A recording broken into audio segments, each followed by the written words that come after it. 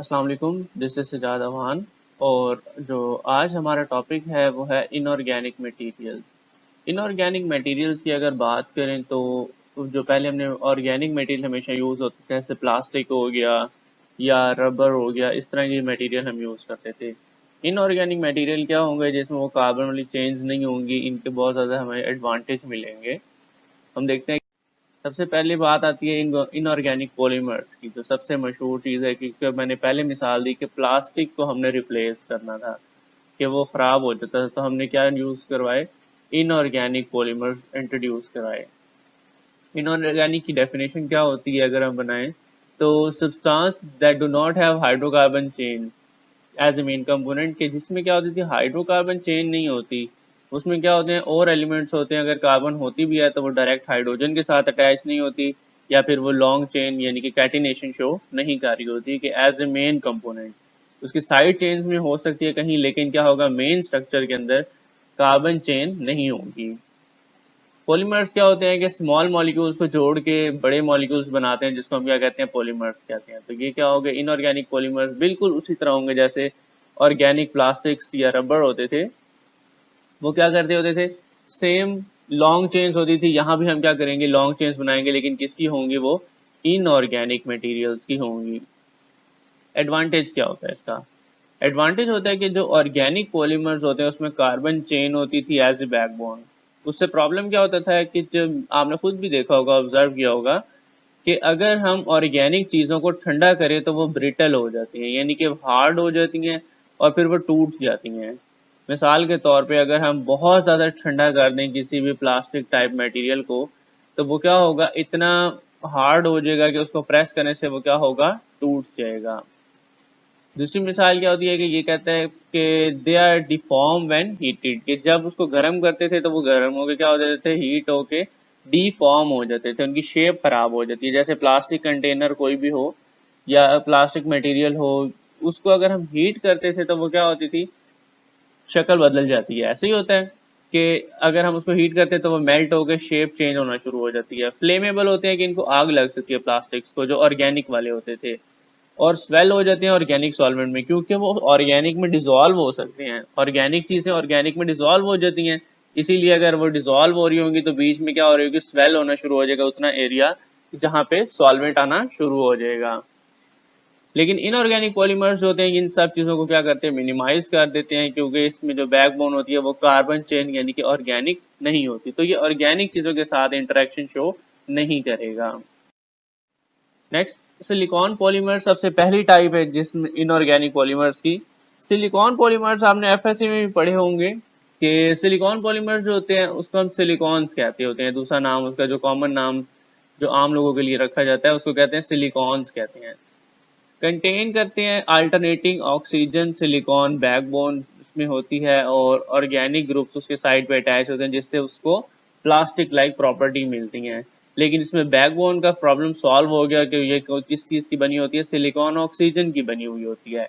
तो ये चेन हमारे पास क्या है, जिसमें सिलिकॉन और ऑक्सीजन की चेन है। ये हमारे पास क्या होगा, उसका डिग्री ऑफ पॉलीमराइजेशन इसको शो करेंगे कि कितने पॉलीमर्स, वो जो मोनोमर्स हैं, उनको अटैच करने के बाद ये रिंग स्टॉप होती है। और इसको हम क्या कहेंगे, ऑर्गेनिक नहीं है, बल्कि ये कौन सा है, इनऑर्गेनिक पॉलीमर है।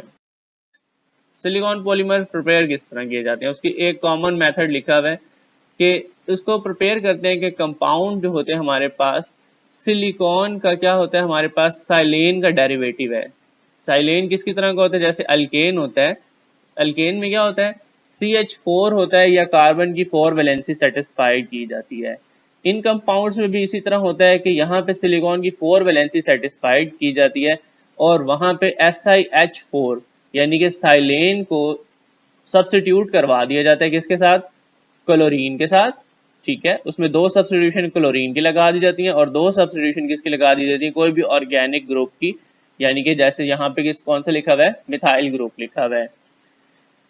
फिर उसके बाद क्या करते हैं हम कि इसको सब्स्टिट्यूट करवा देते हैं क्लोरीन को, किसके साथ, हाइड्रोक्सिल ग्रुप के साथ। ठीक है, सब्स्टिट्यूट करवाने के बाद इसमें से क्या करते हैं, वाटर रिमूव करवा के क्या करवा देते हैं, पॉलीमराइजेशन हो जाती है। तो इसका मैकेनिज्म यहाँ पे मैंने मेंशन कर दिया दोनों डायरेक्शंस को, कि पहले उसके क्या करते हैं, वाटर के साथ रिएक्शन करवाते हैं, तो यहाँ से दोनों जो क्लोरीन है वो क्या हो जाते हैं, रिप्लेस हो जाते हैं विद OH। कि ये दो वाटर के मॉलिक्यूल थे, एक ये वाटर का मॉलिक्यूल, एक ये वाला वाटर का मॉलिक्यूल, इन दोनों से इसका OH इधर से रिप्लेस हो जाएगा, इसका OH इधर से रिप्लेस हो जाएगा, दो HCl रिमूव हो जाएंगे। दोनों OH को हम क्या करेंगे, कंडेंस करवाएंगे, इधर के OH को इसके साथ, और जो इधर वाला OH है वो आगे जो इधर होगा अगर सिलिकॉन वाला जो चेन का हिस्सा, उसके साथ पॉलीमर होगा। तो ये हमारे पास क्या बन जाएगी, पॉलीमर चेन बन जाएगी, और ये आगे बनते बनते लॉन्ग चेन्स में कन्वर्ट हो जाएगा। प्रॉपर्टीज क्या होती हैं और उसकी एप्लीकेशन क्या है। प्रॉपर्टीज बिल्कुल सेम इसकी प्लास्टिक्स लाइक होंगी। एप्लीकेशन कहाँ कहाँ होती हैं। एप्लीकेशन होती है सबसे पहली चीज ऑयल ग्रीस, ये क्या होते हैं, बनाए जाते हैं, लेकिन उससे क्या होता है वो डिकम्पोज नहीं होते। जो आपने देखा होगा कि जो हम वो यूज करते हैं बाइक के लिए, मोबिल ऑयल यूज करते हैं, उसमें दो तरह के ऑयल होते हैं, एक नॉर्मल ऑयल होता है और एक होता है सिंथेटिक ऑयल।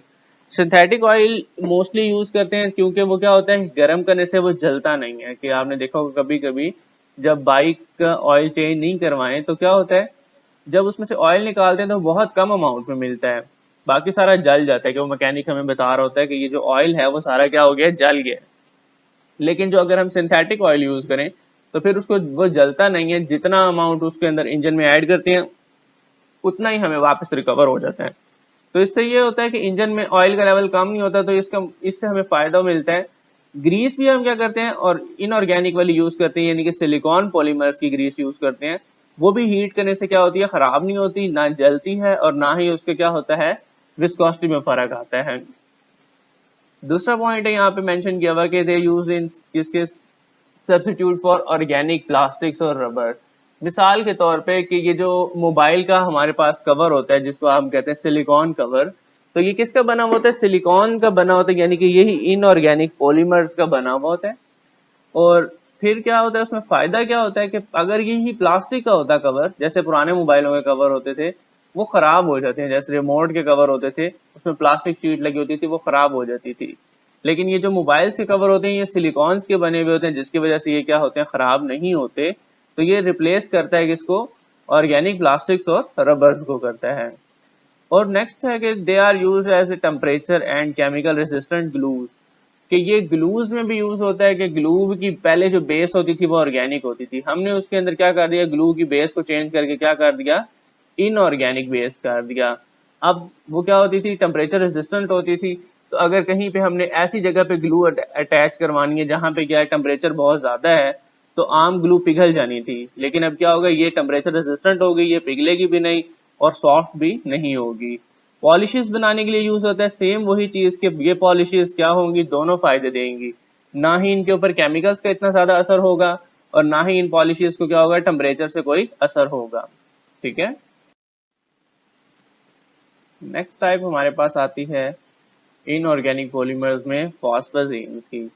फॉस्फेजीन्स की अगर बात करें तो वहां पे जो होती है, जो चेन होती है वो किस चीज की बनी हुई होती है, फास्फोरस और नाइट्रोजन की बैकबोन होती है।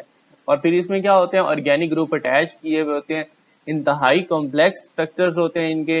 एक एग्जांपल यहाँ पे मैंने मेंशन किया है कि एक फॉस्फेजिन की जो क्लास होती है उनका जनरल फार्मूला यहाँ पर रिप्रेजेंट किया है, कि जिसमें क्या होता है, दो एक्स, यानी कि एक्स की जगह पे कौन कौन से ग्रुप हो सकते हैं, हेलाइड्स हो सकते हैं, अल्कोक्साइड हो सकते हैं या अमाइड, इनमें से कोई सा भी ग्रुप हो सकता है। वो दो वैलेंसी इधर फास्फोरस की पूरी कर होता है और एक नाइट्रोजन के साथ उसकी सेटिस्फाई हो रही होती है। आगे नाइट्रोजन की कितनी होती है, दो और वैलेंसी अभी कम है पड़ी, तो वो किधर से आगे किसी और कंपाउंड के साथ और आगे चेन में यूज हो रही होगी। तो इस तरह हमारे पास क्या होगा, ये आगे लॉन्ग चेन बनती जाएगी, जिसके लिए हमने यहाँ पे क्या लिखा हुआ है, एन लिखा हुआ है, उसकी डिग्री ऑफ पॉलीमराइजेशन कि वो कितनी।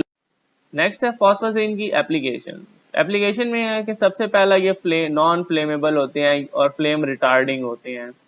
तो उसका फायदा क्या होगा कि ये अगर हम इस पॉलीमर को यूज करें किसके लिए, ऐसे फैब्रिक्स बनाने के लिए, या जो कपड़े होते हैं वो जो फायर फाइटर्स के होते हैं, कि जिसमें क्या होगा, हम इसकी वो जो होते हैं फाइबर्स यूज करें और फिर वो क्या होगा, ना उनको आग लगेगी और ना ही वो क्या होगा, उसको वो खुद फ्लेमेबल होंगे।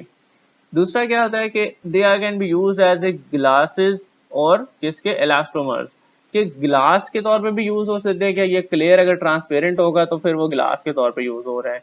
और दूसरा इलास्टोमर्स के तौर पे यूज हो रहा है कि ये क्या होगा, फ्लेक्सिबिलिटी भी प्रोवाइड कर सकता है। तो हम इसको एज ए उसके अंदर यानी कि एक्स्ट्रा एडिंग या प्रॉपर्टी ऐड करने के लिए ना हम मिक्स कर लेते होते हैं मुख्तलिफ कंपाउंड्स के अंदर।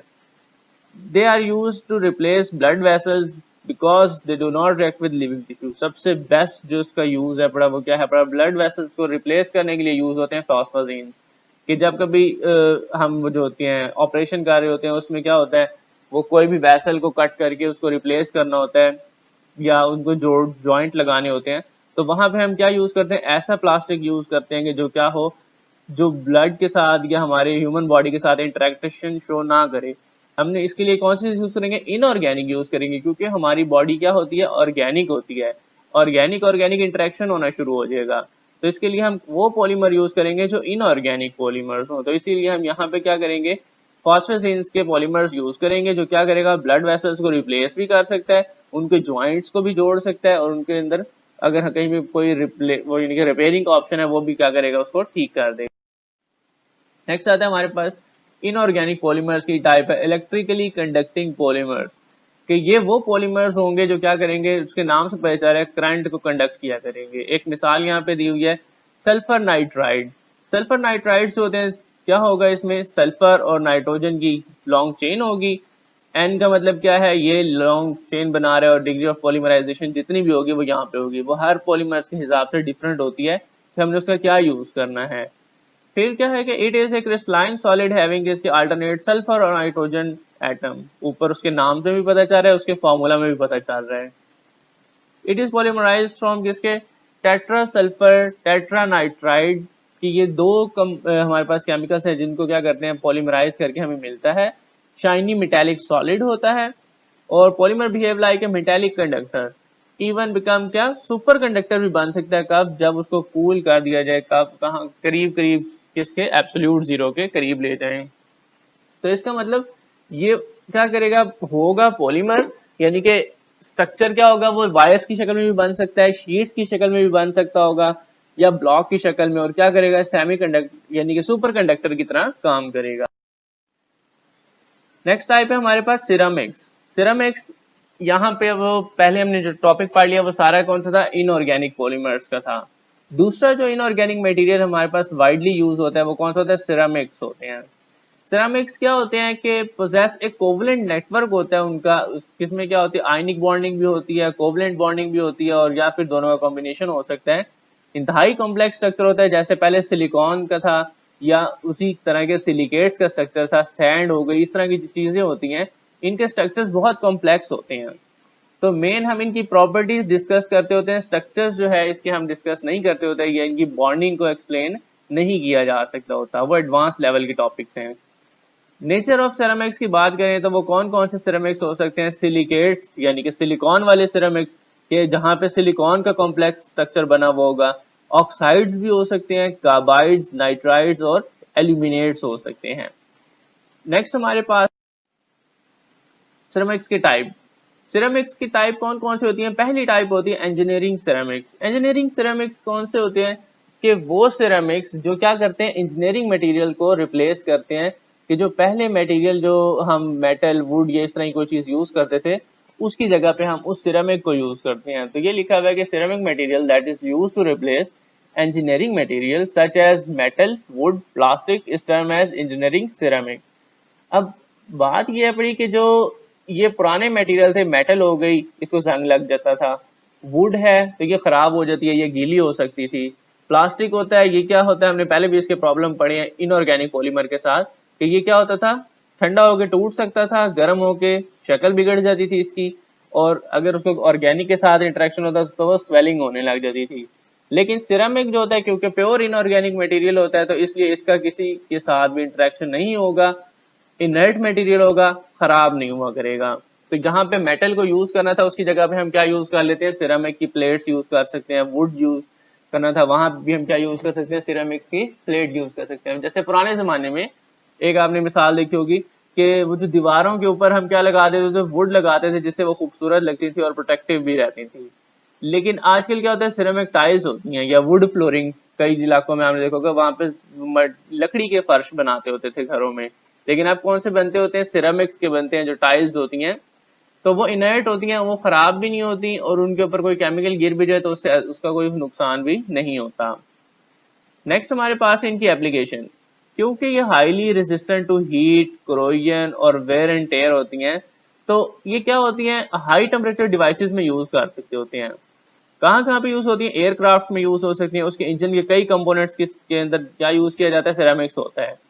मिसाइल्स के अंदर यूज हो सकती हैं, स्पेस क्राफ्ट में यूज होती हैं, क्योंकि इनका वेट भी कम होता है और स्ट्रेंथ इनकी क्या होती है, आम चीजों से ज्यादा होती है। और मेन जो फायदा है इसका, इनर्टनेस, के टेम्परेचर से इसको कोई नुकसान नहीं पहुंचेगा।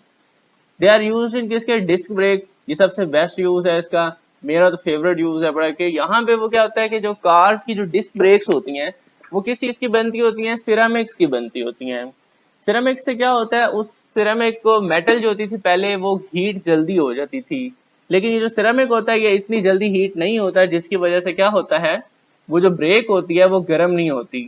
ठीक है, तो अगर गर्म ब्रेक होती है तो वो आसानी से नहीं लगती होती, तो इसलिए यहाँ पे क्या है, उसको ठंडा रखने के लिए हम उसकी जो प्लेट होती है डिस्क ब्रेक की, वो किस चीज की बनाते होते हैं, सिरेमिक्स की बनाते होते हैं। डिसएडवांटेज क्या होता है, एक ही डिसएडवांटेज होता है इन सिरेमिक्स का, और वो क्या होता है कि दे आर ब्रिटल, कि वो ब्रिटल होते हैं, और अगर इनको हम क्या करें, इनकी स्ट्रेंथ से ज्यादा इन पे फोर्स लगा दें तो फिर क्या होता है, ये टूट जाते हैं। मेटल के साथ तो ये होता है ना कि उस पर डेंट पड़ जाते हैं, लेकिन टूटती तो नहीं है। लेकिन इसका एक डिसएडवांटेज सिर्फ होता है कि अगर इसकी लिमिट से ऊपर हम इस पे फोर्स लगा दें तो फिर ये क्या होता है, टुकड़े टुकड़े हो जाते हैं। ठीक है, ब्रिटल होने की वजह से। इसका इसको हम सॉल्व करेंगे नई टाइप के सिरेमिक से, क्योंकि इसमें सिरेमिक तो हमें फायदा तो दे रहा था, लेकिन एक कमी थी उसमें, जो क्या थी, ब्रिटलनेस थी। नेक्स्ट टाइप इसकी क्या करेगी, उस कमी को दूर कर। Ceramic composites. सिरेमिक कंपोजिट्स क्या होते हैं कि ऑब्जेक्ट्स होते हैं जिसको क्या करते हैं, मोर टफ बनाया जाता है, और वो किसकी तरह, जब उसको अदर मटेरियल के साथ यूज करते हैं। कौन से मटेरियल, सिरेमिक से फाइबर के साथ यूज करते हैं। कि आपने मिसाल के तौर पे आपने देखा होगा कि जो टाइल्स होती हैं उनके अंदर क्या चीज लगी हुई होती है, उनकी बैक साइड पे देखें तो वहां पे एक नेटवर्क बना हुआ होता है, कि वो नेटवर्क क्या करता है, उसको एक्स्ट्रा स्ट्रेंथ प्रोवाइड कर रहा होता है। कि वो सीधी प्लेट होती है वो कमजोर होती है, अगर उसके ऊपर से हम क्रिस क्रॉस मैनर बना दें तो वो और ज्यादा स्ट्रांग हो जाती है। तो ये हम इस तरह की चीजें बनाते हैं कि वो एक तो सिरेमिक की मेन प्लेट होगी जो क्या होगी, ब्रिटल होगी, उसके इर्द गिर्द सिरेमिक के फाइबर लगा देंगे। सिरेमिक के फाइबर क्या करेंगे, अगर वो टूट भी जाएगी प्लेट तो फिर क्या होगा, वो फाइबर उसको अपनी जगह पे मौजूद रखेंगे। ये नहीं होगा कि वो टुकड़े टुकड़े हो जाए और वो सारी मशीनरी क्या हो जाए, डिस्ट्रॉय हो जाए। जितनी देर तक उसको हम रिपेयर नहीं कर सकते, या अगर जितनी देर तक मशीन को ऑफ नहीं कर देते, तब तक वो क्या करे, वहां पे अपनी जगह पे टिका रहे। तो इसीलिए हम क्या करते हैं, उसमें फाइबर्स लगा के उसको और ज्यादा क्या करते हैं, स्ट्रांग बना देते होते हैं। फिर इसको क्या कहते होते हैं, सिरेमिक कंपोजिट्स कहते होते हैं। एडवांटेज क्या होता है, highly resistant to crack failure, के जो हमने मेन प्रॉब्लम देखा था इंजीनियरिंग सिरेमिक्स का, वो क्या था कि वो क्रैक होकर टूट जाते थे फौरन। लेकिन ये क्या होता है, क्रैक फेलियर से क्या होता है, इनको रेजिस्ट होता है, कि ये टूटते नहीं है और खराब भी नहीं होते। एप्लीकेशंस क्या होती है कि mainly use in cutting equipments. For example alumina reinforce जो होता है विद किसके, silicon carbide, is use to cut cast iron. की ये एल्यूमिना, एल्यूमिनेट्स वो जो हमने पहले पढ़े थे वो उसकी क्या है, टाइप है पड़ी, और उसको रिइंफोर्स किया वो किसके साथ, सिलिकॉन कार्बाइड के साथ। तो अगर ये दो तरह के हमारे पास सिरेमिक मटेरियल बनाया हुआ था, ये कट कर सकता है किसको, कास्ट आयरन को, और किसको, निकल बेस्ड एलॉयज को। They are use in grinding wheels as abrasives. Grinding wheels के अंदर कैसे यूज होता है, वो जैसे मिसाल के तौर पे पुराने जमाने में आपने देखा होगा, वो जो चक्की होती थी आटा पीसने वाली, उसके ऊपर दो पत्थर रख के उसको घुमाते थे और वो पीस देती थी। आजकल भी उसी तरह की यूज होती हैं जो फ्लोर मिल्स के अंदर यूज होती हैं, लेकिन फर्क क्या होता है, वो जो घुमाने के लिए उसको मोटरें यूज करते हैं हम। वो जो ग्राइंडिंग व्हील्स होते हैं वो एक दूसरे के साथ रगड़ रहे होते हैं, तो उसमें क्या आ सकते हैं, पत्थर अगर टूटता जाएगा तो वो आटे में रेत आना शुरू हो जाएगी, या जो भी चीज ग्राइंड हो रही है उसमें क्या आना शुरू हो जाएगा, पत्थर के टुकड़े आना शुरू हो जाएंगे। लेकिन क्योंकि सिरेमिक्स बहुत ज्यादा स्ट्रांग होते हैं, तो इसलिए क्या होगा, ग्राइंडिंग व्हील्स में इनको यूज करेंगे और वो क्या होगा, ऊपर से उसके टुकड़े नहीं टूटेंगे, और उसकी जो सैंड होगी वो नहीं बनेगी, तो बीच में रेत नहीं आएगी किसी भी चीज में। दूसरा क्या होता है, ऐसे एब्रेसिव यूज होते हैं। एब्रेसिव यूज का मतलब क्या होता है कि जैसे हम वो पुराने जमाने में क्या होता था, छुरियां या तलवारें तेज करते होते तो वो किससे करते थे, पत्थरों से तेज करते थे। अब वो जो पत्थर होते थे वो उसका कुछ पार्ट जो होता था ऊपर से घिस जाता था और वो खराब हो जाते थे, उसमें इतनी स्ट्रेंथ नहीं होती थी। उस वक्त तो फायदे की चीज थी, लेकिन अगर हम उससे और ज्यादा बेहतर की तरफ जाएं तो हम उसमें सिरेमिक्स को यूज करते होते हैं एज ए अब्रेसिव। वो अब्रेसिव क्या करते हैं कि आजकल जो बहुत स्ट्रॉन्ग तरीके के हमने बनाए होते हैं, नाइव्स हो गए या इस तरह के कटिंग टूल्स हो गए, उनकी धार बनाने के लिए उनके ऊपर क्या करना होता है, हमें किसी चीज को रगड़ना होता है जिससे वो क्या उसकी धार तेज हो। तो वहां पे हम सिरेमिक एब्रेसिव यूज करते हैं। एब्रेसिव क्या होता है, रगड़ने वाली चीज होती है, तो हम उसके ऊपर रगड़ के उसको क्या करेंगे, तेज धार बना लेंगे। नेक्स्ट सेमीकंडक्टर्स के तौर पे भी यूज होते हैं, कि जो सेमीकंडक्टर इंटीग्रेटेड सर्किट्स होते हैं वो सिरेमिक के बोर्ड्स के ऊपर लगाए जाते हैं। ठीक है, कि वो सिरेमिक इनर्ट होगा और उसके ऊपर हम क्या लगा देंगे, सारा सर्किट उसके ऊपर डिवेलप कर लेंगे। नेक्स्ट हमारे पास है, they are use in heating elements. Heating elements के अंदर क्यों यूज होते हैं, क्योंकि हीट रेजिस्टेंट होते हैं, हीट बहुत ज्यादा अपने अंदर एब्जॉर्ब करके रख लेंगे, जिसकी वजह से क्या होगा, वो आहिस्ता आहिस्ता ठंडे होंगे, कि वो गर्म भी देर से होंगे और फिर ठंडे भी क्या होंगे, आहिस्ता आहिस्ता होंगे। तो हीटिंग एलिमेंट के तौर पर यूज होते हैं। और अगर इसको डायरेक्ट इसमें से करंट पास किया जाए तो फिर भी इसकी रेजिस्टेंस की वजह से इसमें क्या होता है, जल्दी हीट बनना शुरू हो जाएगी। तो ये दोनों तरह से इसका यूज होता है, कि एज ए हीटिंग एलिमेंट्स के तौर पे यूज होते हैं। They are use to make superconductors. Superconductors कैसे, अगर हम इसकी कंडक्टिविटी को इंक्रीज करवा दें, इनका स्ट्रक्चर ऐसा बना दें कि इलेक्ट्रॉन इसमें से तेजी से गुजर सकते हो, तो फिर ये एज ए सुपर कंडक्टर भी काम कर सकते हैं। नेक्स्ट है, कंप्यूटर चिप्स के अंदर यूज होते हैं, सेम वही जो ऊपर वाले हमने यूज पढ़े हैं, कि अगर इंटीग्रेटेड सर्किट्स बनाएंगे तो यकीनन कंप्यूटर चिप्स के अंदर भी यूज होते हैं। नेक्स्ट हमारे पास मटेरियल है फाइबर ग्लास। फाइबर ग्लास जो है उसको बनाने का मेथड क्या होता है, कि it is prepared by dropping molten glass on a refractory rotating disc. कि एक गर्म डिस्क होती है हमारे पास जो वो पिघला देती है किसको, शीशे को, और फिर उस डिस्क के ऊपर रख के हम उसको गोल गोल घुमाते हैं। जब उसको गोल गोल घुमाते हैं तो ग्लास क्या होता है, ऊपर से उड़ना शुरू हो जाता है और क्या बनना शुरू हो जाते हैं, फाइबर्स बनना शुरू हो जाते हैं। ठीक है, इसकी मिसाल कुछ इस तरह है कि अगर मेरे पास यहाँ पे ये रखा वो एक कोई भी मटेरियल, ग्लास या पानी रखा वो एक प्लेट के ऊपर, और उसको गोल घुमाऊंगा तो पानी क्या होगा, मुख्तलिफ डायरेक्शन के अंदर उड़ना शुरू हो जाएगा। यहाँ से उड़ के इधर चला जाएगा पानी, इस तरफ उड़ जाएगा, इस तरफ उड़ जाएगा, इस तरफ उड़ जाएगा। पानी क्योंकि नॉर्मल टेम्परेचर पे फ्रीज नहीं होता, लेकिन वो जो पिघला हुआ शीशा है, गिलास है, वो क्या होता है, हवा में रखने पे क्या हो जाता है, ठंडा होके जम जाता है और सॉलिड बन जाता है। तो जब वो यहाँ पे रखा हुआ और फिर उसको हम गोल घुमाएं, जब वो उड़ेगा तो उसकी जो तारें उड़ रही होंगी, जो उसकी लाइनें उड़ रही होंगी बीच में से, वो जब उड़ेंगी तो वो क्या बनाएगा, तारें बनेंगी, और तारें बन के वो क्या हो जाएगा, सूख जाएगा, जिससे क्या होगा, वो फाइबर्स की फॉर्म में कन्वर्ट हो जाएगा।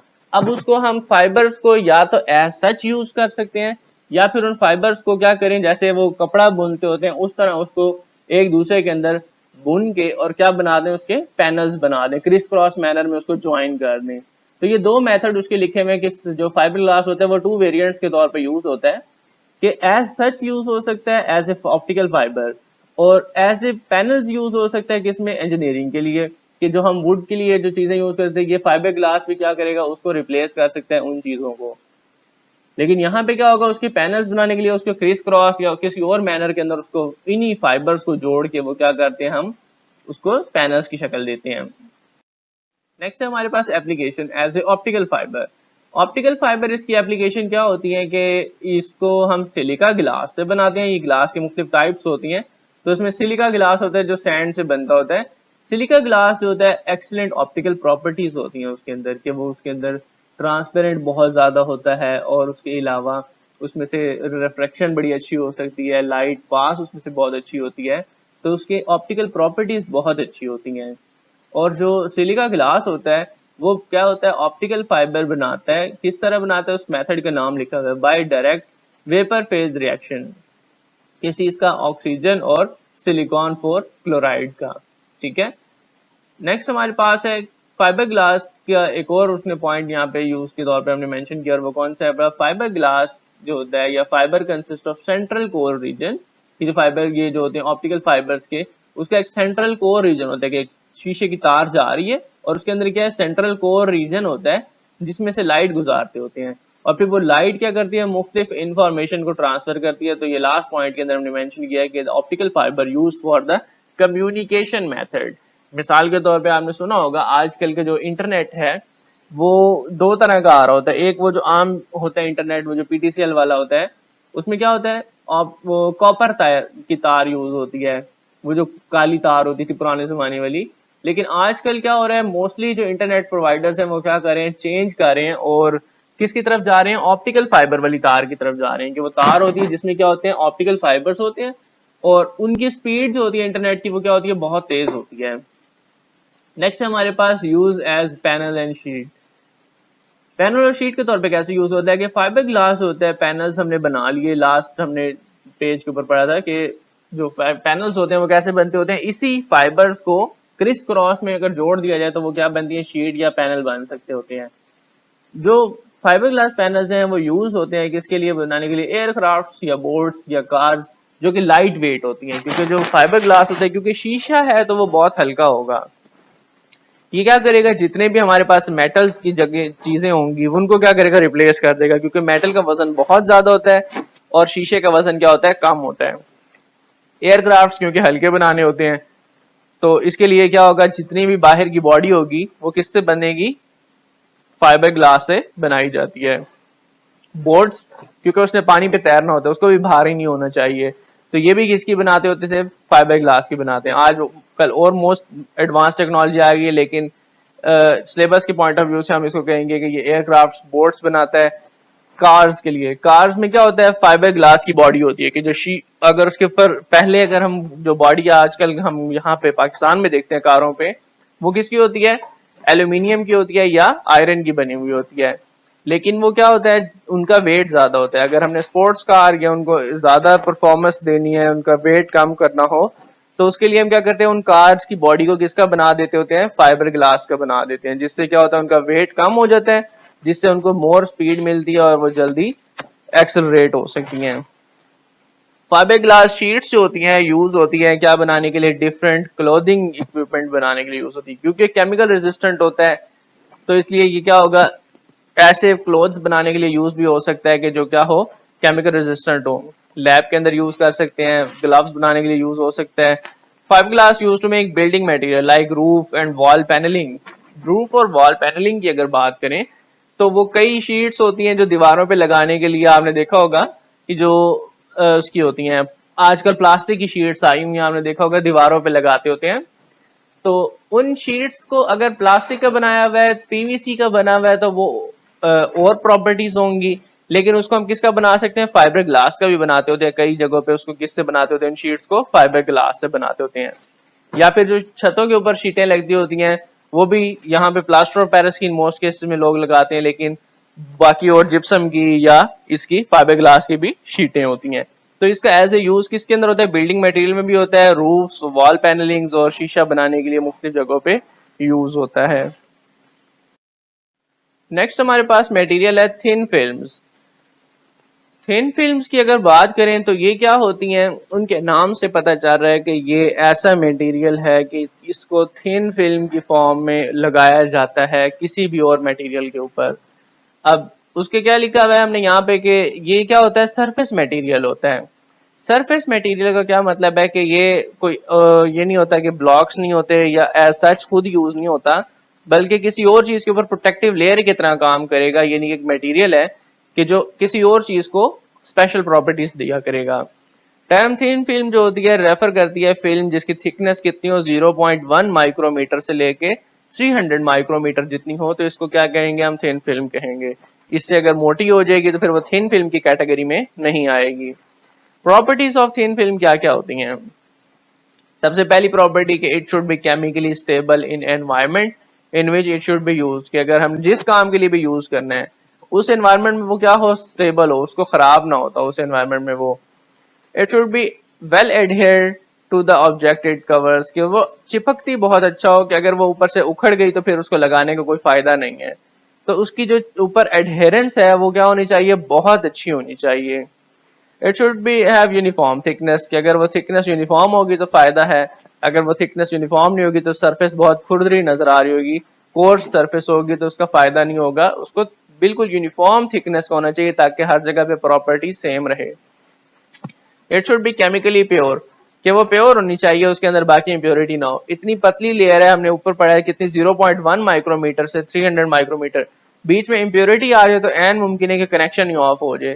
कि एक लेट्स सपोज हमारे पास ये बारीक सी लेयर लगाई हुई है ये इसके साथ साथ, तो अगर बीच में यहाँ पे हम कोई रुकावट रख दें इम्प्योरिटी, तो क्या होगा, आगे सर्किट चलेगा ही नहीं, क्योंकि वो इम्प्योरिटी उसको क्या कर देगी, सर्किट को रोक सकती है। नेक्स्ट क्या है हमारे पास, it should be chemically pure और it should have low density, कि उसकी क्या होनी चाहिए, डेंसिटी क्या होगी, लो होनी चाहिए। नेक्स्ट है उसकी फॉर्मेशन, कि थिन फिल्म्स बनती कैसे हैं। थिन फिल्म को बनाने के मेथड हैं बड़े बहुत सारे, तो उसमें से एक मेथड मैंने यहाँ पे बहुत सारे मेथड मेंशन किए हैं, उनमें से पहला मेथड है अपना, वो कौन सा है अपना, by vacuum deposition. Vacuum deposition क्या होती है कि इन दिस टेक्निक मटेरियल जिसको हमने डिपॉजिट करना होता है एज ए थिन फिल्म, उसको हम हीट करते हैं और कन्वर्ट कर देते हैं वेपर में, क्योंकि नाम क्या लिखा हुआ है, वेपर डिपोजिशन, के वेपर्स को डिपॉजिट करना है। पहले हमने उसको क्या किया, वेपर्स में कन्वर्ट कर दिया जिस मटेरियल की हमने थिन फिल्म बनानी है, और फिर उस वेपर्स को क्या करेंगे, कंडेंस कर देंगे एक ऑब्जेक्ट के ऊपर जिसमें हमने थिन फिल्म लगानी थी। तो क्या होगा, लेट्स सपोज हमने इस थिन फिल्म वाले बॉक्स के इर्द गिर्द थिन फिल्म लगानी है, और ये मेरे पास जो पड़ा हुआ है ब्लू कलर, इस ब्लू कलर के मटेरियल की मैंने क्या करनी है, थिन फिल्म लगाने हो। तो इसको यहाँ से हम हीट करेंगे, ये वेपर में कन्वर्ट होकर भाप बन के ऊपर उड़ जाएगा, और फिर भाप बनते बनते वो कहाँ पे आएगी, जब इसके साथ अटैच टकराएगी तो यहाँ पे क्या होगा, इसका टेम्परेचर हमने ठंडा रखा हुआ होगा, ठंडा होने की वजह से ऊपर आके वो क्या होगा, जम जाएगी, और यहाँ पे सारी क्या लग जाएगी, बारीक सी लेयर लग जाएगी। तो हम इसको हर तरफ से वेपर से क्या करेंगे, सराउंड करेंगे और फिर इसको डिपॉजिट कर लेंगे। फायदा क्या होता है इसका, uniformity of thin film obtain होती है अगर हम क्या करते हैं, इसको रोटेट करते हैं, घुमाते रहें। जैसे अगर अभी आपके ज़हन में भी आया होगा कि अगर यहाँ से वेपर उड़ के आ रहे हैं और आके यहाँ पे अटैच हो रहे हैं, तो फिर यहाँ पे तो वेपर्स नहीं आ रहे होंगे, तो इसके लिए हम क्या करेंगे, इसको गोल गोल घुमाते रहेंगे ताकि वो हर तरफ से क्या हो, बराबर बराबर वेपर्स उसके ऊपर अटैच होते रहें। एप्लीकेशन कहाँ होगी इस टेक्निक की, वो कहते हैं ऑप्टिकल लेंसेज जो होते हैं उनको हम इनऑर्गेनिक मटेरियल से कोट करते होते हैं, जैसे magnesium fluoride, silicon oxide, aluminium oxide, इनके साथ हम उसको क्या करते होते हैं, उसको थिन फिल्म लगाते होते हैं लेंस के ऊपर, जिससे लेंस क्या होते हैं, स्ट्रांग हो जाते हैं, कि वो टूटते नहीं है या उनमें और डिफरेंट ऑप्टिकल प्रॉपर्टीज आ सकती है। अच्छा, नेक्स्ट जो हमने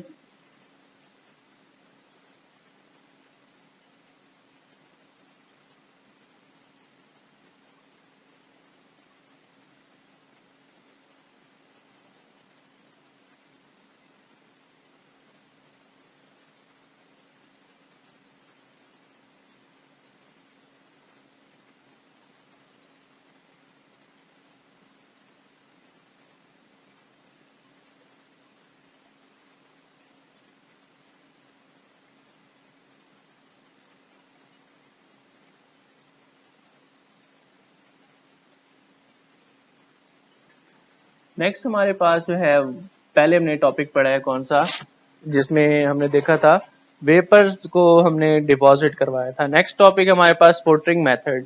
स्पुटरिंग मेथड के अंदर क्या करेंगे, हाई वोल्टेज को अप्लाई करेंगे, रिमूव करेंगे मटेरियल को सोर्स से, और कहाँ पे लगा देंगे, उसको ऑब्जेक्ट पे लगा देंगे।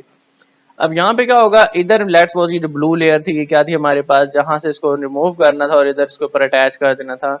हाई वोल्टेज अप्लाई करेंगे इन दोनों के दरमियान में, और करंट की वजह से खुद ब खुद इधर से उड़ के ये इसके ऊपर अटैचमेंट होना शुरू हो जाएगी थिन फिल्म वाले बॉक्स के ऊपर। अब उससे क्या होगा फायदा, कि जब वो बहुत ज्यादा स्पीड से टकराएंगे तो एक या दो एटॉमिक लेयर क्या होंगे, वो अंदर धंस जाएंगे, जिससे क्या होगी, अटैचमेंट बहुत ज्यादा अच्छी होगी और अडेरेंस ज्यादा होगी किसकी, थिन फिल्म की। इसमें क्या होता है, एनोड और कैथोड लगाने होते हैं, तो यहाँ पे क्या होगा, जो टारगेट सरफेस है जिसको हमने यहाँ से उतार के इधर अटैच करवाना है, वो क्या होगी, एज ए कैथोड होगी, और सबस्ट्रेट जिसके ऊपर लगानी है वो क्या होगी, एज ए एनोड होगी। करंट किधर से किधर जा रहा होगा, इधर से आ रहा होगा, और जो आयंस होंगे वो उड़ के इसके ऊपर अटैच होना शुरू हो जाएंगे।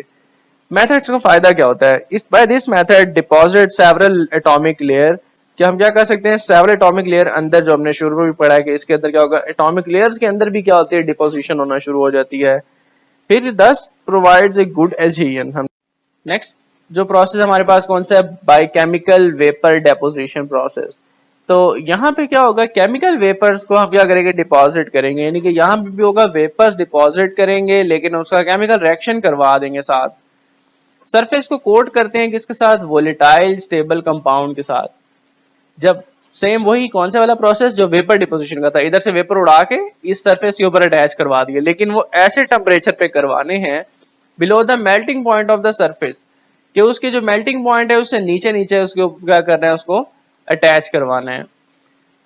अब क्या होगा, compound then undergoes a chemical reaction from किसके, स्टेबल कोट बना देगा, कि वहां पे क्या होगा, केमिकल रिएक्शन हो जाएगा और फिर क्या बन जाएगा हमारे पास, वो जो स्टेबल कोट बन जाएगा जो क्या था, वेपर डिपोजिशन मेथड से बनेगा। एप्लीकेशन क्या होती है इसकी, टाइटेनियम थिन फिल्म्स जो होती हैं वो बनाई जाती हैं किसके साथ, इस प्रोसेस के, और कहाँ पे बनाते होते हैं, सिरेमिक मटेरियल पे बनाई जाती हैं। फिल्म ऑफ सिलिकॉन भी बनाई जाए, सिलिकॉन नाइट्राइड भी क्या होते हैं इसी प्रोसेस से बना सकते। नेक्स्ट, थिन फिल्म्स की एप्लीकेशन कहाँ कहाँ पे होती हैं, कि इसका जनरल अगर एप्लीकेशन का टॉपिक है तो हम बताएंगे कि कौन कौन सी जगहों पे थिन फिल्म्स यूज होती हैं। तो थिन फिल्म्स जो होती हैं यूज फॉर डेकोरेटिव पर्पस, क्योंकि ये बहुत बारीक लेयर है, ये शाइन दिया करेंगी, मेटल की अगर लेयर बारीक लगा दी जाए, शाइन की वजह से इसको डेकोरेटिव पर्पस के लिए यूज करते होते थे पहले। लेकिन फिर अब एक और उसका फायदा हो गया कि इसको हम मोस्ट एडवांस तरीके से यूज कर सकते हैं, और वो कौन सा है, मेक माइक्रो इलेक्ट्रॉनिक सर्किट्स बना सकता है। उसके अलावा क्या होता है, use to make photovoltaic devices बनाने के लिए यूज हो सकती है, जिससे क्या होता है, सोलर एनर्जी या सोलर पैनल्स बनते होते हैं। यूज टू मेक किसके, lens coating for more protection के, यहाँ पे क्या होगा, लेंस के ऊपर कोटिंग हो जाएगी जिससे वो गर्मी से भी बचा सकते हैं, वो धूप से बच जाया करेगा, लेंस खराब नहीं हुआ करेगा, या अगर उसके ऊपर स्क्रैच पड़ जाए तो वो आम लेंस पे स्क्रैच आते हैं तो इसके ऊपर क्या होगा, स्क्रैच नहीं आएंगे, कि वो जो लेयर है वो क्या करेगी, उसको बचाएगी। मेटल टूल्स को कोट किया जाता है थिन फिल्म्स के साथ, ताकि वो क्या हो, बहुत ज्यादा हार्ड हो जाए, और फिर क्या होगा, उनकी परफॉर्मेंस ज्यादा बेहतर होगी। डायमंड थिन फिल्म्स जो होती हैं वो यूज होती हैं कि इसमें कटिंग टूल्स के ऊपर लगाई जाती हैं, कि जो कटर्स होते हैं जो बहुत ज्यादा स्ट्रॉन्ग चीजों को कट करना होता है, तो उनके ऊपर हम क्या करते हैं, डायमंड की थिन फिल्म्स लगा देते हैं। अब डायमंड थिन फिल्म्स क्या होंगी, हमें पता है डायमंड सबसे मजबूत चीज होती है, आपने सुना होगा शीशा काट देता होता है बिल्कुल, और आसानी से कट जाता है शीशा। तो वो जो पेंसिल होती है जिससे शीशा काटते हैं, उसकी जो कटर होता है उसके ऊपर डायमंड फिल्म लगी हुई होती है, जिससे क्या होता है, वो कट आसानी से हो सकता होता है। ऑडियो स्पीकर के अंदर वो डायफ्राम बनाने के लिए यूज होता है, वो जो स्पीकर की जो गोल वाला हिस्सा होता है जिसके अंदर वो जो वाइब्रेट होकर आवाज बनती है, वो बनाने के लिए भी यूज होता है, कि वो बहुत पतला होता है और उसके अंदर मुख्तलिफ लेयर्स बना के उसकी आवाज की क्वालिटी को बेहतर बनाया जा सकता है। हमारे पास सेमीकंडक्टर्स, सेमीकंडक्टर जो है वो उसकी बात करें तो क्या होता है, मटेरियल होता है that have conductivity between conductor और इंसुलेटर, ये उसकी डेफिनेशन होती है। सिलिकॉन और जर्मेनियम जो होते हैं वो most commonly use semiconductor material होता है, लेकिन प्रॉब्लम ये होती है कि अगर इनको प्योर फॉर्म में यूज करें तो ये इतना अच्छा परफॉर्म नहीं करते, अगर इनको इम्प्योर फॉर्म में यूज करें तो ये थोड़ा सा अच्छा परफॉर्म करते हैं। लेकिन इम्प्योरिटी को हम अपनी खास तरीके से इस्तेमाल करेंगे, खुद से ऐड करेंगे इम्प्योरिटी, ताकि हमारी मतलब की प्रॉपर्टीज बन सकें। Thus we add impurities to produce special properties. तो impurities की बेस के ऊपर दो तरह के सेमीकंडक्टर्स बनते हैं, और वो कौन से होते हैं, एन टाइप सेमीकंडक्टर्स, जिसमें क्या होता है, डोप विद पेंटावेलेंट एटम, के सिलिकॉन और जर्मेनियम टेट्रावेलेंट एटम होते हैं, 4 वैलेंसियां होती हैं इसकी। अगर हम पेंटावेलेंट के साथ गिने तो ऑक्टेट पूरा करने के बाद एक बच जाता है इलेक्ट्रॉन, तो वो एक इलेक्ट्रॉन ज्यादा होने की वजह से उसकी कंडक्टेंस किसकी वजह से हो रही होगी, इलेक्ट्रॉन्स की वजह से होगी, नेगेटिव की वजह से हो रही होगी, इसलिए इसका नाम क्या होता है, एन टाइप कंडक्टर्स होते हैं। दूसरा P type conductor, trivalent atom की इंप्योरिटी से होती है। ट्राईवेलेंट क्या होगा, 3 और 4 किसके, ये जर्मेनियम और सिलिकॉन वाले, तो कितने हो गए ये, 7 इलेक्ट्रॉन्स हो गए। एक इलेक्ट्रॉन की कमी है जिसकी वजह से होल बन जाता है, तो इसकी कंडक्टेंस किसकी वजह से होती है, होल्स की वजह से होती है, तो इसको कौन से कहते हैं, पी टाइप कंडक्टर्स कहते होते हैं। इनकी जो मेन डिटेल है वो हम कहाँ पे पढ़ेंगे, बैंड थ्योरी में पढ़ेंगे, जहां पे हम सॉलिड्स के बारे में पढ़ रहे होंगे, इनके अंदर बॉन्डिंग कैसे होती है, उनकी प्रॉपर्टीज कैसे होती है। इंट्रोडक्शन के अंदर हम सिर्फ इसका इतना ही नॉलेज का पढ़ेंगे कि जो आपने पहले क्लासेस में पढ़ा हुआ था, कि इनके एन और पी टाइप होते हैं, और फिर इसके बाद क्या होता है, इनकी मुख्तलिफ कंडक्टेंस होती है या इम्प्योरिटी होती है, स्ट्रक्चर, वो सारे आपने पहले क्लासेस में पढ़े हुए हैं। यहाँ पे हम इसकी जो डिटेल पढ़ेंगे वो किसकी पढ़ेंगे, एज ए बैंड थ्योरी पढ़ेंगे, कि व्हाट इज कंडक्शन बैंड और दूसरे जो हमारे पास होते हैं। ठीक है, यहाँ पे आपका इंट्रोडक्शन वाला टॉपिक कंप्लीट हो जाता है। नेक्स्ट जो हम टॉपिक पढ़ेंगे उसमें क्या होगा, इनकी बॉन्डिंग्स और स्ट्रक्चर ऑफ सॉलिड्स को देखेंगे कि इस तरह के होते हैं।